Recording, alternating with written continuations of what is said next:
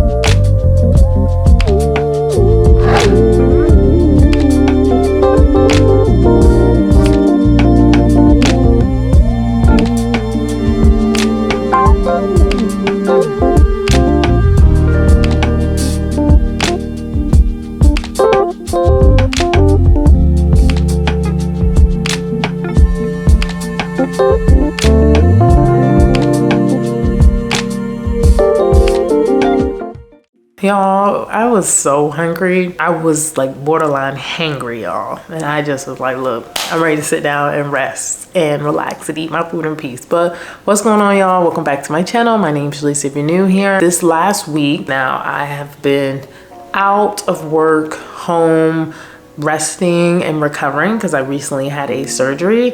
And so I feel like I'm just now starting to slowly get back to normal things and my normal routine. This surgery took way more out of me than I had initially anticipated. A little story time, but I have had fibroids for years now. I found out that I first had fibroids when I was pregnant with my daughter. That's when I first discovered that I had fibroids, and I was freaking out because I was just like, every time I hear someone who has fibroids, it's never a great thing. I always equate fibroids to women having hysterectomies. So when I found out that I had a fibroid, I was so scared. I was like, oh my gosh, I'm gonna have to have a hysterectomy. And thankfully medicine and times have changed, and that is no longer the default remedy to attack and get rid of fibroids. My plan and how I was moving these last few years was to just not do anything with my fibroids and live with them. I had 2 fibroids, one that was inside of my uterus and a huge one that was outside of my uterus. But the issue that I had with my fibroids was the fact that every month that my period would come on,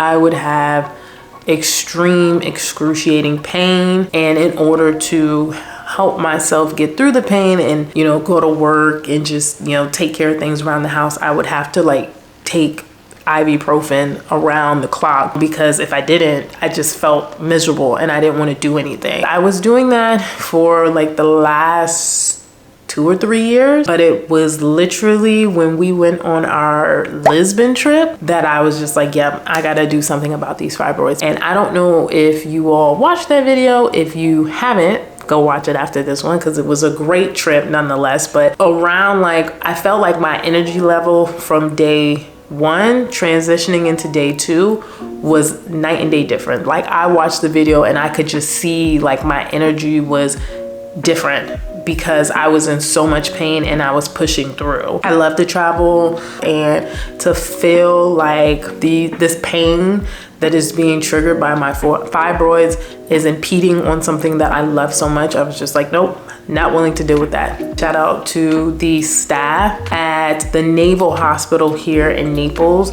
I really enjoyed the doctor that I was working with. I shared with her, hey, this is how I'm feeling. This is what I'm looking for. She came up with a great course of action, a great plan. On the day of my surgery, I felt like from the time I got into like pre-op, all the nurses and everyone on her team, the anesthesiologist, like everyone was super kind, super consoling, and it made me feel comfortable. However, initially leading up to my surgery, the plan was to do a laparoscopic surgery where the doctor was going to remove my fibroids, and also the plan was to remove the big fibroid. Based on removing that one fibroid and it being a laparoscopic procedure, the plan was that the same day I had the operation, I was going to be going home. Like, the plan was not for me to stay overnight. Literally, it was supposed to be like a simple in and out thing, and maybe just like 2 weeks of recovery. But literally, I'm getting wheeled back into the OR room, and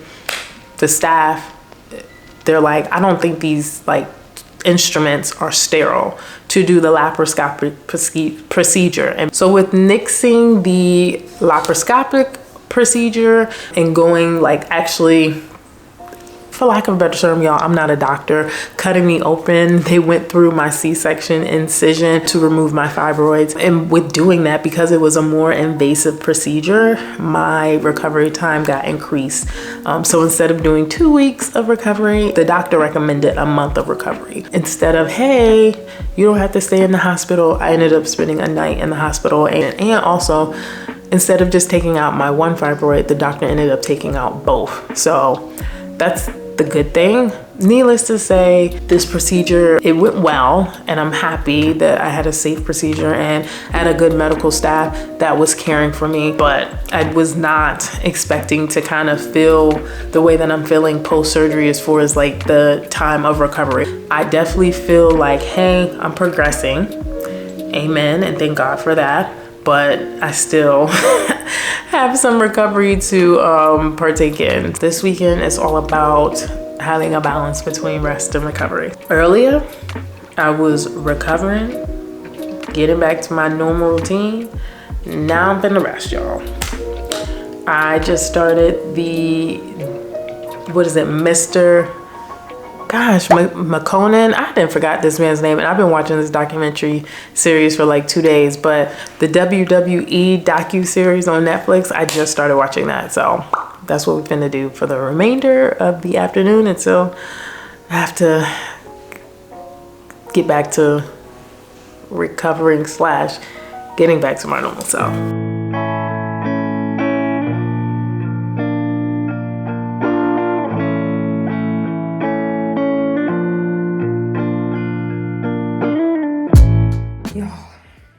I'm just getting home from our park play date, and it just makes me I just really want to learn Italian faster. I need to have grace with myself because I'm just starting to take learning seriously compared to some of the moms. They speak Italian. That's their native language, but I so badly just want to learn how to speak the language to engage in conversation, and I get so nervous. It'd be like, I feel like I know some words and I could have like a basic conversation, but once I'm actually in a conversation setting, I just like freeze up.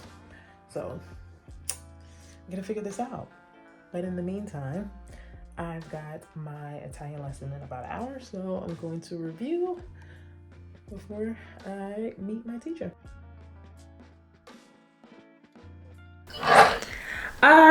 Tutto bene, un po' stanca. Io sì, io occupata. Sì, il mio marito genitori visitare. Sì, sì. Allora, what is oro? Quattro giorni? 4 giorni? Sì. Buongiorno. It is the morning. I've got like a semi-busy but chill day. I think the busiest part of the day is I really need to do Parker's hair, and I'm telling y'all right now, I am behind. I probably should have been starting her hair, but I'm like a slow morning type of person. I don't like to rush into my morning. But then as the day goes on, it's like, dang, I'm so mad that I started my day late. So I'm about to eat my breakfast and do her hair. But I'd like to say I'm realizing I've been in Italy for a long time when like I will wake up on the weekends and like, man, I can really go for a nice warm cornetto. Like I really want a croissant or some type of pastry with some Nutella like filling in it. Now, you can ask me that back in the States. It's like I want some grits, eggs, bacon, sausage, biscuits, chicken sandwich. Like that's the breakfast I want. But these last couple of weekends, it's like, oh, it's just nice to wake up and just have a nice warm pastry and a little coffee on the side. I've been here for so long, y'all. So long.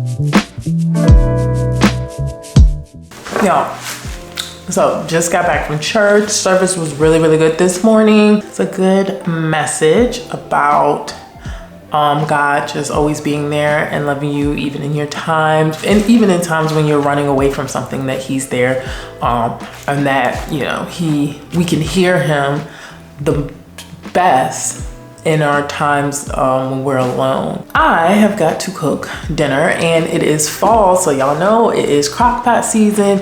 It is the time of the year where you're making your stews, your soups, your chilies. So I'm gonna make a beef French onion stew and put all that in the crock pot. But when I got back from church, my landlord, he plants a lot of fruits and things around the house, and he literally was in the yard this morning harvesting walnuts. So I'm going to crack one of these bad boys open and try one, and hopefully after I get finished cooking, I can sit down.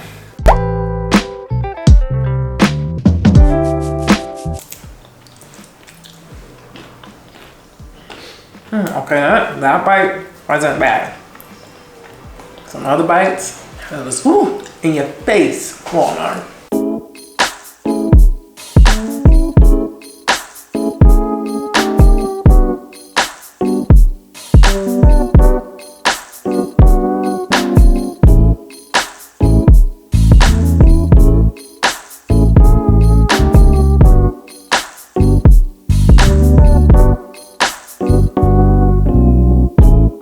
The recipe calls for chuck roast. All of them call for chuck roast. I am still a little nervous using my Italian.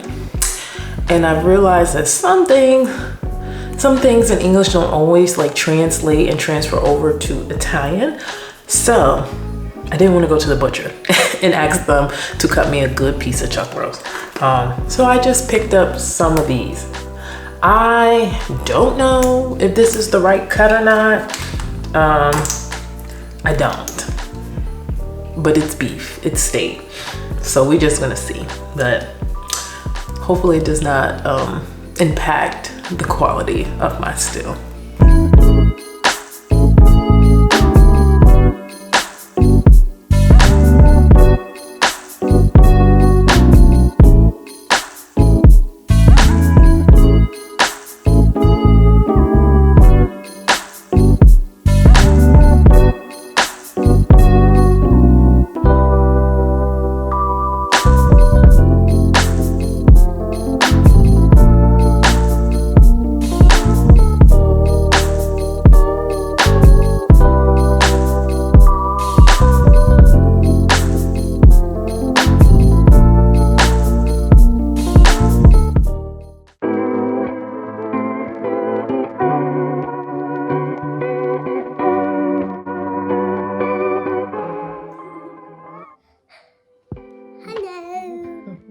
Don't pick your nose. Hello. Nice to meet you. It's nice to meet you.